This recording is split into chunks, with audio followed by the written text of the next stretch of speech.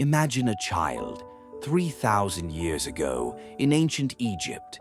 She's born, takes a few breaths of this world, and dies hungry, while just down the river, the pharaoh's granaries overflow with grain, food stored not for the living, but for a dead king's journey into eternity. Abundance for the afterlife, none for her.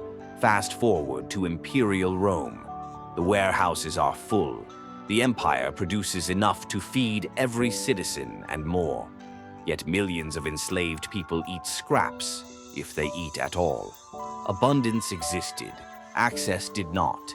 Jump to Europe 1700s. Golden palaces rise for kings while peasants starve through waves of famine. The land produced plenty, but grain was held back deliberately so prices would rise. And when the hungry rioted, they were labeled criminals, never victims of a choice.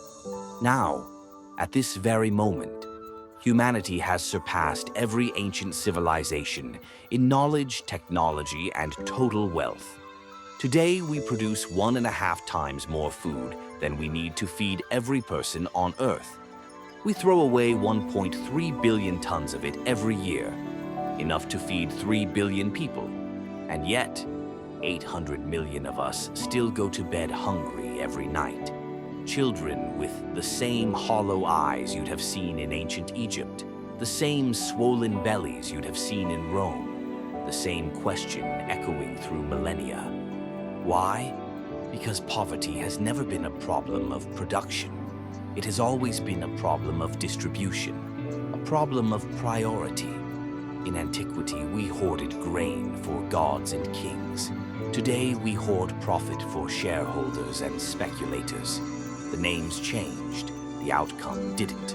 Poverty persists not because we lack resources, but because somewhere in the system, someone decided it is more valuable to keep prices high than bellies full.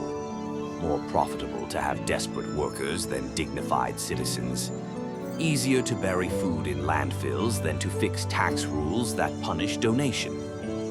Here's what they don't teach in school. Every single time in history when poverty truly dropped, it wasn't because the rich grew a conscience. It was because ordinary people looked at a hungry child and said, "No, this is not inevitable. This is unacceptable. We already have the food. We already have the technology. We already have the money. What's missing is the courage to choose differently. If you've made it this far, it's because something inside you already knows the truth. A world that has surplus food and surplus suffering is not a broken world. It's a world that simply hasn't decided to be fully human yet. So before you leave this video, do one small thing. Don't walk away the same person who clicked on it. Carry this ache in your chest. Turn it into a question. Turn it into a conversation. Turn it into whatever action you can, no matter how small.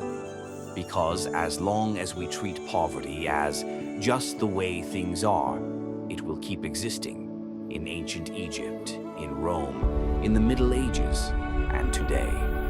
But it does not have to exist tomorrow. Leave one word in the comments if you've had enough. Enough. Share this with someone who thinks there's nothing we can do. Because maybe, just maybe, the moment we stop accepting the unacceptable is the moment everything finally starts to change. Thank you for staying until the end. By refusing to look away, you've already become part of the answer.